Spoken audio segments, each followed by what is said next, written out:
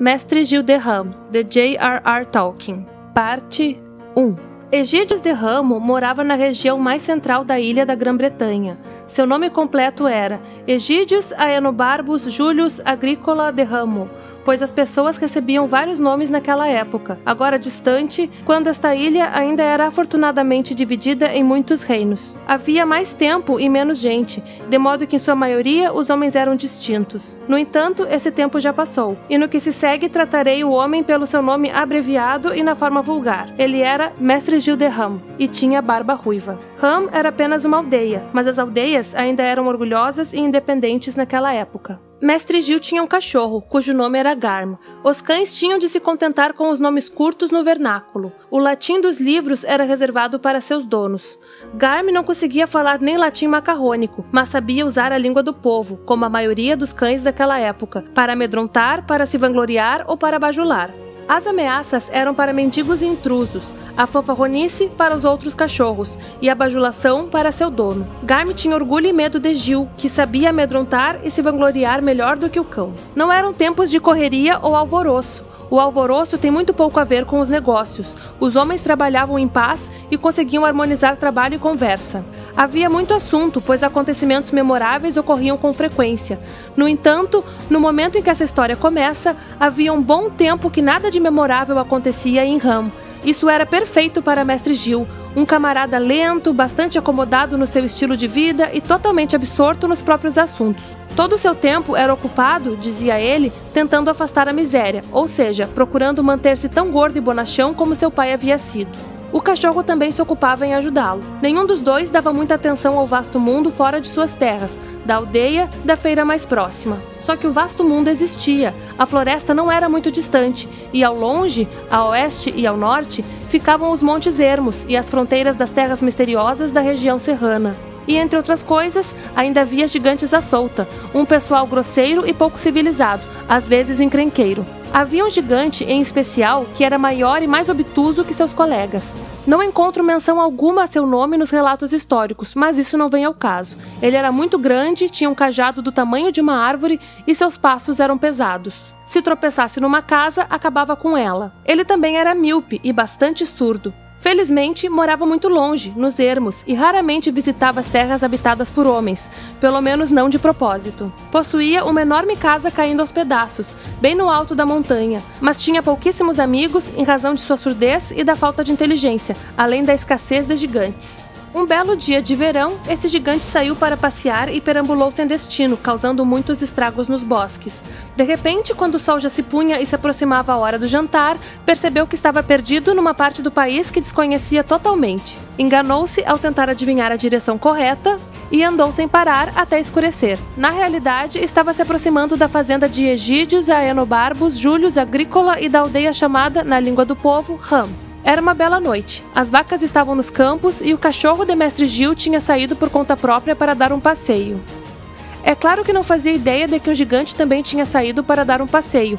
Isso teria dado uma boa razão para sair sem licença, mas uma razão ainda melhor para permanecer quieto na cozinha. Por volta das 2 horas, o gigante chegou às terras de Mestre Gil, quebrou cercas vivas, pisoteou lavouras e arrasou a plantação de capim para feno. Garm viu pancadas surdas vindas da margem do rio e correu para o lado oeste da pequena colina, na qual ficava a sede da fazenda, para ver o que estava acontecendo. De repente, viu o gigante atravessar o rio com uma só passada e pisar em Galateia, a vaca preferida do fazendeiro. Isso foi mais que suficiente para Garm. Ele deu um ganido de horror e disparou para casa. Totalmente esquecido de que tinha saído sem permissão, pôs-se a latir e a uivar debaixo da janela do quarto do dono. Por um bom tempo não houve resposta. Não era fácil acordar Mestre Gil. "Socorro! Socorro! Socorro!" gritou Garm. A janela abriu-se de repente e uma garrafa certeira saiu voando. "Ai!" disse o cachorro, pulando para o lado com a técnica adquirida da prática. "Socorro! Socorro! Socorro!" Aí apareceu a cabeça do fazendeiro. "Maldito cachorro! O que você está aprontando dessa vez?" perguntou. "Nada!" respondeu o cachorro. "Você vai ver o que é nada." "Socorro! Socorro! Socorro!" gritou o cachorro. "O que está acontecendo com você, seu bobalhão?" "Comigo nada", disse o cachorro, "mas com o senhor." "Do que você está falando?" perguntou Gil, surpreso apesar da raiva. Tem um gigante em suas terras, um gigante enorme, e ele está vindo para cá. Ele está destruindo totalmente as sebes e arrasando todas as lavouras. O senhor precisa agir com rapidez e bravura, ou logo não restará nada. Socorro! E Garm começou a uivar. Calha a boca! Ordenou o fazendeiro, fechando a janela. Deus me livre! Disse consigo mesmo. E embora a noite estivesse quente, teve um calafrio e estremeceu. Volte para a cama e não seja bobo, disse a mulher. Não convém acreditar no que um cachorro diz. Eles contam qualquer história quando são apanhados na vadiagem ou roubando. Pode ser que sim, Agatha, disse ele. E pode ser que não. Mas alguma coisa está acontecendo nas minhas terras. Por que Garm chegaria no meio da noite quando poderia entrar sorrateiro pela porta dos fundos de manhã cedo junto com leite? Não fique aí parado discutindo, disse ela. Se você acredita no cachorro, siga o conselho dele, haja com rapidez e bravura. Falar é fácil, respondeu Gil. Vestiu os calções, desceu até a cozinha e apanhou o bacamarte na parede. O bacamarte de Mestre Gil tinha uma boca larga que se abria como uma corneta e que não atirava metralha nem bolas de fogo, mas qualquer coisa que ele tivesse à mão para enfiar na arma. O bacamarte não tinha efeito destrutivo porque Mestre Gil raramente o carregava e nunca atirava com ele. Geralmente bastava exibi-lo para obter o efeito desejado. Pois bem, Mestre Gil apanhou o bacamarte, carregou-o com bastante pólvora, para caso de serem necessárias medidas extremas, e na larga boca enfiou pregos velhos, pedaços de arame, cacos de louça, ossos, pedras e outros detritos. Calçou as botas de cano alto, vestiu sobretudo e saiu, atravessando a horta. A lua estava baixa, e ele não via nada mais do que as longas sombras negras de arbustos e árvores. Mas ouvia uns baques assustadores que subiam pela encosta do monte. E assim, sentindo-se um pouco mais tenso do que deveria, dirigiu-se para o alto do monte. De repente, acima do topo, surgiu a cara do gigante, pálida ao luar, que cintilava nos seus olhos grandes e redondos. Seus pés ainda estavam muito distantes, lá embaixo, fazendo buracos nos campos. A lua ofuscou o gigante, e ele não viu o fazendeiro, mas Mestre Gil o viu e ficou morto de medo. Sem pensar, puxou o gatilho, e o bacamarte disparou com um estrondo atordoante. Por sorte, ele estava mais ou menos apontado para a carantonha do gigante. Saíram voando detritos, como pedras e ossos, cacos de louça e pedaços de arame, além de meia dúzia de pregos. E como a distância era realmente curta, por acaso, não pela escolha do fazendeiro, muitos desses objetos atingiram o gigante. Um caco de bule entrou no seu olho e um grande prego ficou preso no seu nariz. Raios, disse o gigante, com seu jeito vulgar. Fui picado. O barulho não lhe causara nenhuma impressão. Ele era bastante surdo, mas não estava gostando do prego. Evidentemente, uma região desagradável e insalubre, disse ele. Não vou ficar por aqui. Apanhou então um par de carneiros na encosta do morro para comer quando chegasse em casa e retornou, passando de novo por cima do rio. Quanto ao Mestre Gil, quando o bacamarte disparou, deu-lhe um coice que o jogou de costas no chão, e ali ele ficou, olhando para o céu e se perguntando se os pés do gigante não o atingiriam quando passasse por ele. Mas nada aconteceu. As pisadas fortes desapareceram ao longe. Levantou-se. Então, esfregou o ombro e apanhou o bacamarte. De repente, ouviu o som de pessoas dando vivas. A maioria das pessoas de Ram ficaram olhando pela janela. Algumas se vestiram e saíram de casa, depois que o gigante foi embora. Outras correram morro acima, aos gritos. Os aldeões tinham ouvido os apavorantes golpes produzidos pelo gigante, e a maioria tinha se enfiado debaixo das cobertas, alguns debaixo da cama. Mas Garm sentia orgulho e medo de seu dono. Considerava-o terrível e esplêndido quando estava zangado, e naturalmente achava que essa seria a opinião de qualquer gigante. Portanto, assim que viu Gil sair com o bacamarte, geralmente um sinal de cólera tremenda, seguiu em disparada em direção à aldeia, aos gritos e latidos. Saiam de casa, levantem-se, levantem-se.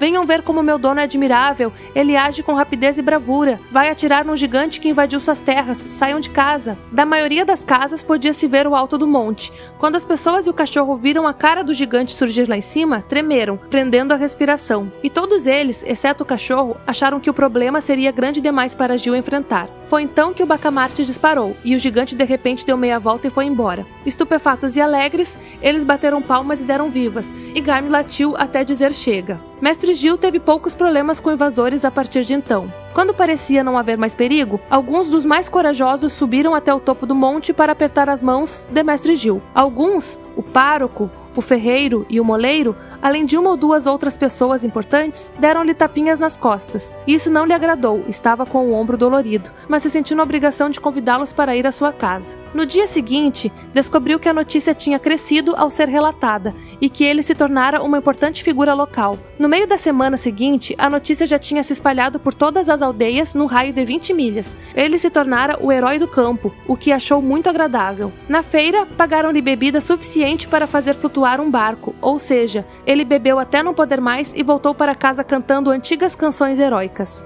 Por fim, a história chegou até os ouvidos do rei. Naqueles tempos felizes, a capital do reino ficava a cerca de 20 léguas de distância de Rão, e geralmente, na corte, não se dava muita atenção ao que os camponeses faziam nas províncias. Mas a expulsão tão rápida de um gigante pernicioso pareceu digna de nota e de uma pequena cortesia. Portanto, o rei enviou uma magnífica carta, que expressava a aprovação real de nosso leal e bem-amado súdito, Egidius Aenobarbus Július Agrícola de Ramo. A carta estava assinada com um borrão vermelho, mas o escriba da corte acrescentara: Ego Augustus Bonifácios Ambrósios Aurelianus Antônios Pius e Magnificus Dux Rex Tyrannus e Basileux Mediterraneum Partium Subscribo. Além disso, havia um grande selo vermelho. Portanto, o documento era evidentemente genuíno, o que deu enorme prazer a Gil. Melhor que o documento escrito era o presente que o acompanhava. O rei enviou um cinto e uma longa espada. Para dizer a verdade, o próprio rei nunca usara a espada. Ela pertencia à família e estava guardada no arsenal havia muito tempo. O armeiro não soube dizer como foi parar ali ou qual seria a sua utilidade.